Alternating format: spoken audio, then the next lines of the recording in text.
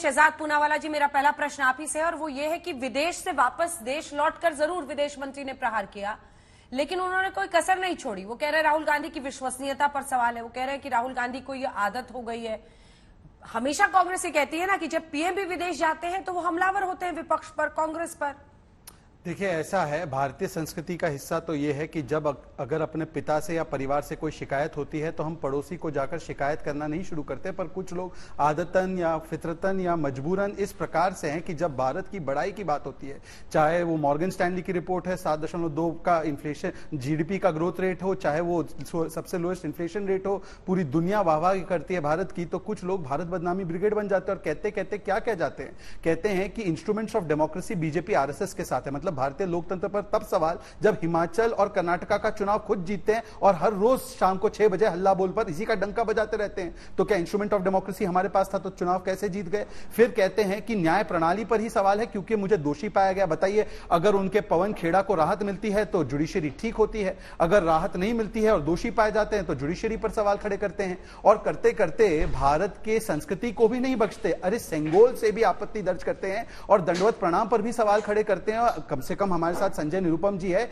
एक बार मुझे याद है कि जब शस्त्र पूजा का मखौल उड़ाया था मल्लिकार्जुन खड़गे ने, तो खुद स्वयं संजय निरुपम जी ने उन्हें कहा था कि क्योंकि वो नास्तिक है वो नहीं समझते इन बातों को। अब राहुल गांधी क्या है ये संजय निरुपम जी ही बताएंगे। पर आखिरी बात में सिर्फ इतना कहना चाहता हूं कि कभी भारत की सेना पर सवाल कहना कि भारत की सेना पिट गई, भारत की सेना के ऊपर सवाल खड़े करके कहना सर्जिकल स्ट्राइक के सबूत दीजिए, सर्जिकल स्ट्राइक है, या जिस प्रकार से मोदी विरोध करते करते आज देश के विरोध में उतर आए हैं और जो कहते हैं लोकतंत्र जीवंत नहीं है। भाई, जिनको विदेशी रिपोर्टों पर भरोसा है, अब तो विदेश से ही एक आवाज उठी है। वहीं से करबी ने कह दिया है कि न केवल लोकतंत्र जीवंत है परंतु अगर देखना है तो यहां की खाक चाटना बंद कीजिए और जाकर नई दिल्ली में, राजधानी में देखिए, वहां पर लोकतंत्र आपको जीवंत दिखाई देगा। तो पूछ लीजिए संजय निरुपम से कि हिमाचल और कर्नाटका में जीवंत है या नहीं है। देखिए, भारत विरोध पर क्यों उतर आते हैं मोदी विरोध करते करते, यही सवाल है ना। संजय जी, लोकतंत्र को ही कमजोर कह देना, और यह सवाल विदेश मंत्री ने पूछा, उसका सीधा सवाल जवाब आप भी दीजिएगा।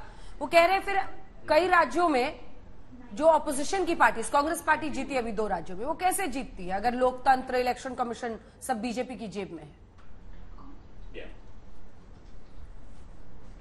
देखिए, 3 महत्वपूर्ण बातें हैं। पहली बात तो यह है कि ये एक ट्रेंड सा है। राहुल गांधी कहीं भी कुछ भी बोलेंगे तो पूरे बीजेपी में एक तरह से कोहराम मच जाता है, आग बबूला करने लगते हैं लोग।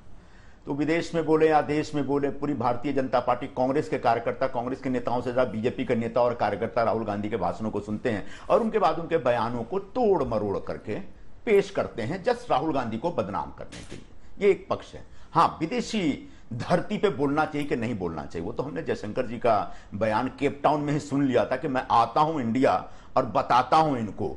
मतलब जैसे धमकाने वाले अंदाज में इस देश का विदेश मंत्री विदेशी धरती से इस देश के एक प्रमुख विपक्षी नेता को जिस तरीके से धमकाता है, वो अपने आप में बहुत ही शर्मनाक लगा। बहुत ही लगा कि एक राजनीतिक व्यक्ति को इस तरह की बात नहीं करनी चाहिए, कम से कम कूटनीतिक व्यक्ति को इस तरह की बात नहीं करनी चाहिए। लेकिन जयशंकर जी आते ही अपनी बात कहने लगे। अब मुद्दा इतना है कि लोकतंत्र मतलब सिर्फ चुनाव जीतना और हारना नहीं होता ना। लोकतंत्र मतलब लोकतांत्रिक परंपराओं का एक पालन, लोकतांत्रिक परंपराएं जीवंत हैं क्या? इस देश में जिस तरीके से एक नफरत का माहौल बना हुआ है, जिस तरीके से समाज के एक वर्ग को प्रताड़ित करने का माहौल बना हुआ है, जिस तरीके से फ्रीडम ऑफ स्पीच को दबाने की कोशिश की जा रही है, जिस तरीके से संविधान और कानून का कोई मतलब नहीं रह गया है इस सरकार के रहते, जिस तरीके से हमारे देश की महिला पहलवान रस्ते पे हैं, उनको कुचला जा रहा है, वो अपनी यौन शोषण के खिलाफ बोल रही हैं और उसको नहीं सुना जाता और सुनते सुनते कई महीने निकल जाते हैं। तो ऐसे में कहीं ना कहीं ये बात बोलने का एक मजबूरी, एक मतलब कंपल्शन है कि आपको बताना पड़ेगा, आपको बोलना पड़ेगा। अब रह गई बात राहुल गांधी ने विदेश में क्यों बोला। जो बातें राहुल गांधी देश में बोलते हैं वही बातें विदेश में बोलते हैं। ये तो संभव नहीं है। जब आप वसुधैव कुटुंबकम की बात कर रहे हैं, जब ग्लोबल विलेज की बात कर रहे हैं, जब पूरी दुनिया एक हो गई है, तो यहां पर बोले कि मोदी सरकार का कामकाज अच्छा नहीं है और विदेशों में जाके कैसे बोल सकते हैं कि मोदी सरकार का कामकाज बहुत अच्छा है। यह भेदभाव क्यों करना। मुद्दा यह है कि क्या राहुल गांधी ने जो बोला वो गलत था क्या?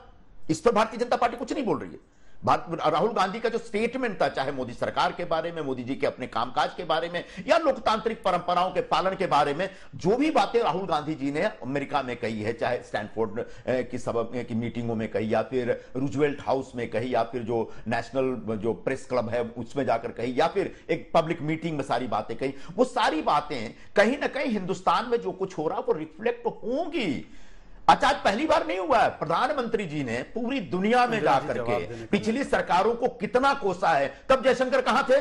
तब जयशंकर क्यों नहीं कुछ बोलते थे? प्रधानमंत्री जी ने कांग्रेस और कांग्रेस की सरकारों और कांग्रेस की नेताओं के बारे में पूरी दुनिया में जब जब मौका मिला सरेआम कोसा है। तब तो जयशंकर नहीं बोलते थे।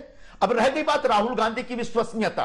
जयशंकर जो खुद एक चुनाव न लड़े हैं, न जीते हैं, न हारे हैं, वो राहुल गांधी की विश्वसनीयता पे सवाल करते हैं। उनको याद दिला दूं कि उनकी विश्वसनीयता का नतीजा था कि कर्नाटक में एक जबरदस्त तरीके से कांग्रेस पार्टी जीती है। राहुल गांधी ने कितना कैंपेन किया कर्नाटक में, शायद जयशंकर जी को पता नहीं होगा, क्योंकि वो एक बहुत रेगुलर किस्म के पॉलिटिशियन नहीं है, वो तो एक रिटायर्ड ब्यूरोक्रेट है और अभी अभी मोदी जी की कृपा से विदेश मंत्री बन गए हैं। तो जयशंकर जी राहुल गांधी की विश्वसनीयता पे सवाल, बीच में मत बोलो भाई।